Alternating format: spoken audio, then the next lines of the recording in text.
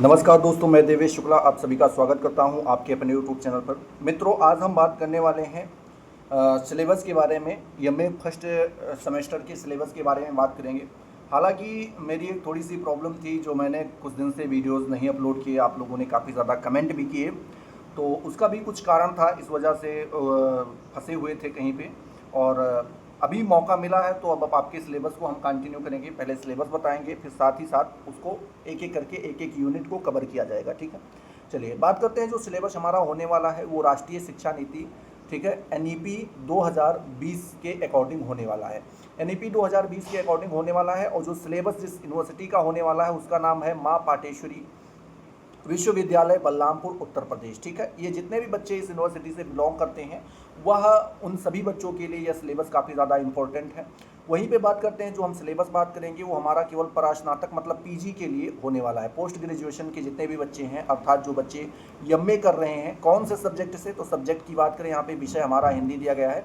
हिंदी से अगर एमए कर रहे हैं तो उनके लिए यह जो है वीडियो काफ़ी ज़्यादा इंपॉर्टेंट होने वाला है। इसमें इंपॉर्टेंट बात यह है कि जो हमारा जो सिलेबस है वो सेमेस्टर वार मतलब सेमेस्टर वाइज है, जो आपको यहाँ पे बताया गया है। ठीक है, चलिए सबसे पहले हम बात करते हैं सिलेबस के बारे में। तो सिलेबस का सबसे पहले हम लोगों को स्ट्रक्चर जानना बहुत ज़्यादा ज़रूरी है। तो स्ट्रक्चर के लिए हम आ जाते हैं यहाँ पर। ठीक है, स्ट्रक्चर अगर देखें भैया तो स्ट्रक्चर यहाँ पे आप देख सकते हैं, कक्षा को बताया गया है। कक्षा मतलब एमए फर्स्ट ईयर की, ठीक है।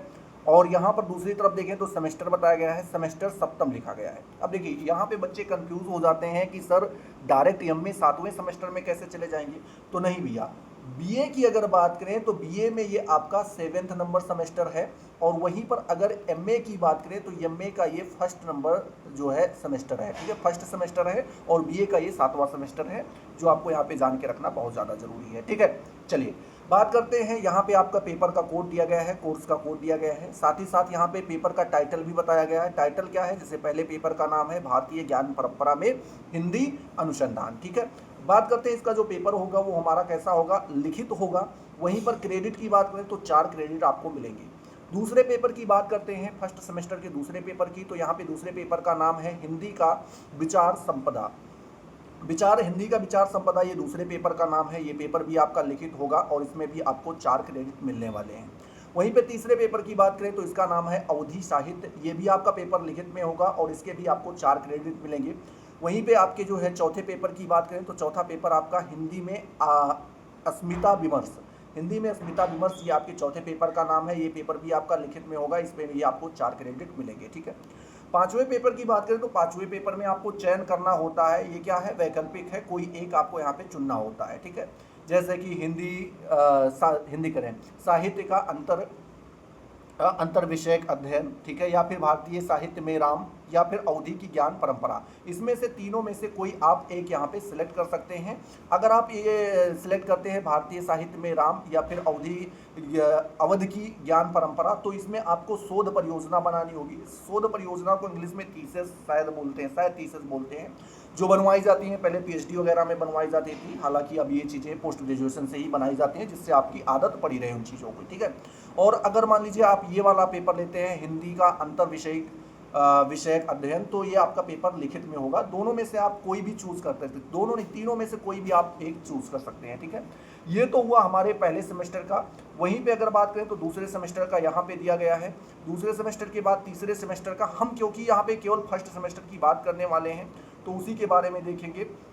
और ये आपका तीसरे सेमेस्टर का दिया गया है। और तीसरे सेमेस्टर के बाद ये आपका यहाँ पे चौथे सेमेस्टर का भी दिया गया है, जो आप आराम से पीडीएफ आपको वेबसाइट पे मिल जाएंगे। जैसे माँ पाटेश्वरी विश्वविद्यालय बलरामपुर में जाएंगे तैसे ही आपको वहाँ पे सिलेबस मिल जाएगा। ठीक है, अब चलिए हम बात करते हैं सिलेबस के बारे में, डिटेल सिलेबस के बारे में, कि हमें उनके अंदर क्या क्या पढ़ना होता है। ठीक है, चलिए हम लोग आ गए हैं। तो यहाँ पे मैं बता दूं कि सिलेबस के बारे में थोड़ी सी चीज़ें जान लो कि ये हमारा क्या है। सिलेबस यानी पाठ्यक्रम है, किसका है, एमए प्रथम वर्ष का है, सेमेस्टर 7 नहीं, यहाँ पे आप लिखेंगे सेमेस्टर फर्स्ट। अगर एमए का देख रहे हैं तो ये सेमेस्टर फर्स्ट है, बीए से देखेंगे तो आपका ये सेमेस्टर 7 है।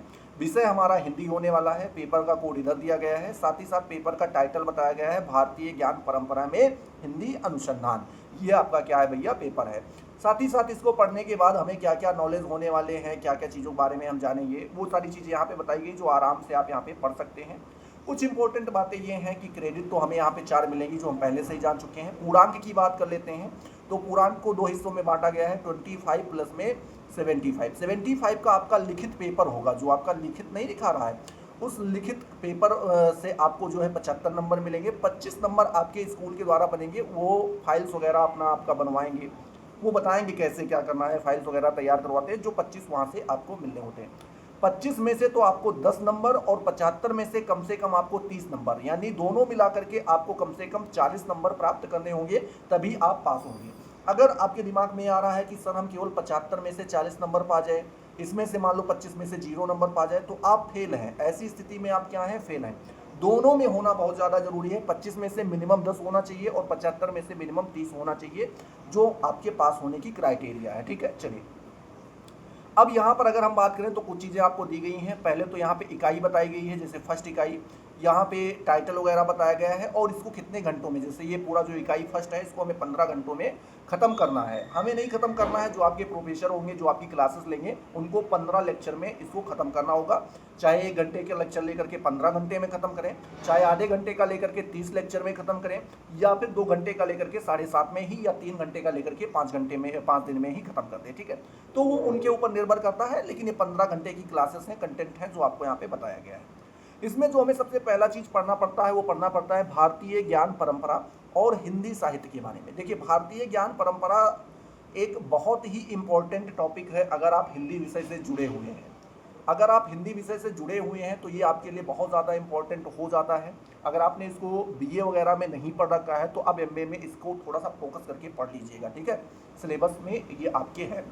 वहीं पे बात करते हैं हिंदी साहित्य, तो हिंदी साहित्य किसकी पढ़नी है? वैदिक की पढ़नी है, औपनिषदिक की पढ़नी है, पौराणिक पढ़नी है, जैन, बौद्ध ज्ञान की हिंदी साहित्य में अवस्थिति, मतलब हिंदी साहित्य में वैदिक की क्या अवस्थिति है, औपनिषदिक की क्या अवस्थिति है, पौराणिक, जैन और बौद्ध ज्ञान की जो है हिंदी साहित्य में क्या अवस्थिति है, यही बार इन चीज़ों के बारे में हमें पढ़ना होगा। ठीक है, ये यूनिट फर्स्ट का पहला टॉपिक है। ये कौन सा है? ये आपका पहला टॉपिक है। दूसरा टॉपिक क्या आता है? साहित्य और ज्ञान का अंतः संबंध। साहित्य और ज्ञान से दोनों के बीच में क्या अंतः संबंध है, इसके बारे में आपको यहाँ पे दूसरे पॉइंट में पढ़ना होगा, दूसरे टॉपिक में आपको पढ़ना होगा। वहीं पे अगर तीसरे टॉपिक की बात करें तो तीसरा टॉपिक है हिंदी साहित्य के विभिन्न कालों में ज्ञान के मूल स्रोत। मतलब जो हिंदी साहित्य के अलग अलग काल हुए हैं, अलग अलग समय हुए हैं, उसमें ज्ञान के कौन कौन से ऐसे मूल स्रोत रहे। मूल स्रोत मतलब ये हुआ कि कौन कौन से ऐसे स्रोत रहे हैं जिनसे हम इनके बारे में जानकारी प्राप्त कर सकें। जैसे कोई किताब रही होगी, कहीं पे कुछ लिखा रहा होगा, कुछ ना कुछ तो स्रोत मिला होगा जिससे हम इन चीज़ों के बारे में जान पाए। तो वही हिंदी साहित्य के विभिन्न कालों में ज्ञान के कौन कौन से स्रोत रहे हैं, उन्हीं के बारे में हमें यहाँ पे पढ़ना है। वहीं पे आगे हम बात करें तो हमारा दिया गया है हिंदी साहित्य की विभिन्न विधाओं में ज्ञान का विकास क्रम। जो हिंदी साहित्य की विभिन्न विधाएं हैं, जितनी भी विधाएं हैं, उनके ज्ञान का विकास क्रम क्या रहा है, उसके बारे में हमें पढ़ना होगा। साथ ही साथ हिंदी साहित्य के आधुनिक काल में ज्ञान साहित्य, जिसे हम शास्त्र लेखन भी कहते हैं, का विकास कैसे हुआ, उसके बारे में भी यहाँ पे हमें पढ़ना रहेगा। इतनी चीज़ें अगर हम पढ़ेंगे तो हमारा यूनिट फर्स्ट कंप्लीट हो जाएगा। मतलब लगभग 15 घंटे आपको पढ़ने होंगे। आपके जो शिक्षक हैं उनके द्वारा 15 घंटे पढ़ाए जाएंगे और आपको उनको पढ़ने होंगे। वहीं पे अगर हम दूसरे पे यूनिट की बात करते हैं, दूसरी यूनिट हमारी दी गई है, उसका नाम है अनुसंधान के अवधारणात्मक आयाम। अनुसंधान के अवधारणात्मक आयाम जो है ये आपका टाइटल है दूसरे यूनिट का। इसका भी जो लेक्चर है वो 15 घंटों में समथिंग 15 घंटों में ख़त्म होगा। इसमें जो पहला टॉपिक हमें पढ़ना पड़ता है वो पढ़ना पड़ता है अनुसंधान के बारे में। अनुसंधान की अवधारणा क्या है, अनुसंधान का अभिधान क्या है और अनुसंधान की परिभाषा क्या है। इन तीनों चीज़ों को हमें पढ़ना होगा कि अनुसंधान की अवधारणा, अनुसंधान का अभिधान और अनुसंधान की परिभाषा, इन तीनों को पढ़ना होगा। दूसरे टॉपिक में हमें अनुसंधान एवं आलोचना के बारे में पढ़ना होगा, इसके साम्य और विषय में। मतलब कौन से ऐसे तत्व हैं जो इसके पक्ष में हैं और कौन कौन से ऐसे टॉपिक हैं जो इनके विपक्ष में हैं, उन सारी चीज़ों के बारे में यहाँ पे हमें पढ़ना होगा। अगला जो टॉपिक हमें पढ़ना होता है वो अनुसंधान के प्रयोजन, अनुसंधाता की योग्यता।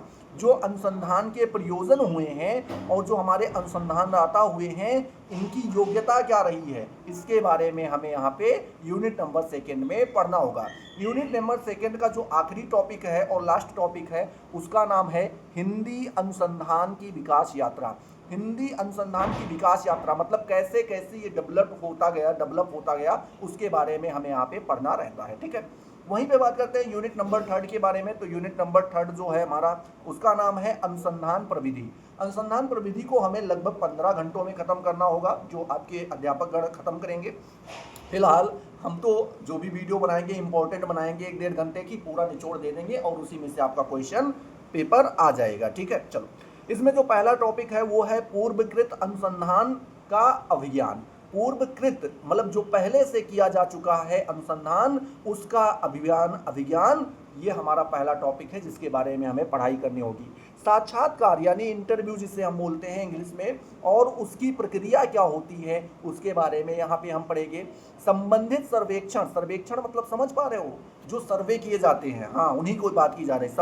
संबंधित सर्वेक्षण एवं क्षेत्र भ्रमण, कौन कौन से क्षेत्र में भ्रमण किया गया, वहाँ पे क्या क्या सर्वेक्षण यानी सर्वे किए गए, उनके बारे में पढ़ना होगा। पुस्तकालयों के बारे में पढ़ना होगा, ई पुस्तकालयों के बारे में, ई जर्नल के बारे में, ई पत्रिका तक आपको पहुंचना होगा, ई पत्रिकाओं तक आपको पहुंचना होगा। अगला टॉपिक जो है वो क्या है भैया, अनुसंधान में नैतिकता। अनुसंधान में नैतिकता के बारे में भी हमें पढ़ना होगा कि इसमें हमारी नैतिकता कैसी होनी चाहिए। वहीं पे यूनिट नंबर 4 यानी आखिरी यूनिट की बात करें तो यूनिट नंबर 4 का नाम है अनुसंधान की प्रक्रिया एवं प्रतिफलन। ये भी आपका 15 घंटे में लगभग जाकर के खत्म होगा। इसका जो पहला टॉपिक होगा उसका नाम है समस्या का अभिज्ञान एवं विषय का निर्धारण। समस्या का अभिज्ञान एवं विषय का निर्धारण, पहली बात तुम्हें समस्या के बारे में ज्ञान होना चाहिए, पहले से पता होना चाहिए और आप अपने टॉपिक का निर्धारण करें, इसी के बारे में आपको यहाँ पे पढ़ना होगा। दूसरा टॉपिक रूपरेखा निर्माण एवं अध्यायों का वर्गीकरण। रूपरेखा निर्माण करने के बारे में आप पढ़ेंगे और साथ ही साथ अध्यायों का वर्गीकरण कैसे किया जाना है उसके बारे में भी पढ़ेंगे। सामग्री संचयन और विश्लेषण के बारे में भी आप पढ़ेंगे। सामग्री संचयन मतलब इकट्ठा करना और विश्लेषण, उनकी व्याख्या कैसे होगी उनके बारे में भी पढ़ेंगे। उद्धरण, संदर्भ, ग्रंथ सूची एवं अनुक्रमणिका की प्रक्रिया के बारे में भी यहाँ पे आप पढ़ेंगे। उद्धरण के बारे में, संदर्भ के बारे में और जो ग्रंथ की सूची है, और साथ ही साथ भैया नामानुक्रमणिका की प्रक्रिया के बारे में, कैसे हम उनका नॉमेनक्लेचर मतलब नाम कैसे रखते हैं उनके बारे में पढ़ेंगे। और आखिरी टॉपिक हमारा हो जाता है हिंदी अनुसंधान का भारतीय ज्ञान परंपरा में योगदान। हिंदी अनुसंधान का भारतीय ज्ञान परंपरा में क्या योगदान रहा है इसके बारे में भी हम यहाँ पर पढ़ेंगे। इस तरीके से आपके पेपर नंबर 1 का पूरा सिलेबस यहाँ पे कवर हो जाता है।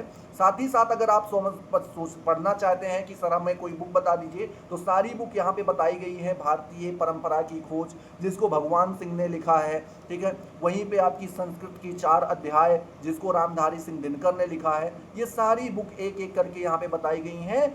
अगर इनको आप परचेज नहीं कर सकते हैं तो आपके विद्यालय, विश्वविद्यालय या फिर आपके संबंधित जो भी जहाँ से भी आप कर रहे हैं वहाँ के लाइब्रेरी में आपको ये सारी बुक्सें मिल जाएंगी। अगर सारी नहीं मिल पा रहे हैं तो आपको चिंता करने की जरूरत नहीं है, क्योंकि मैं निचोड़ आपको लेकर के आकर के दूंगा, ठीक है।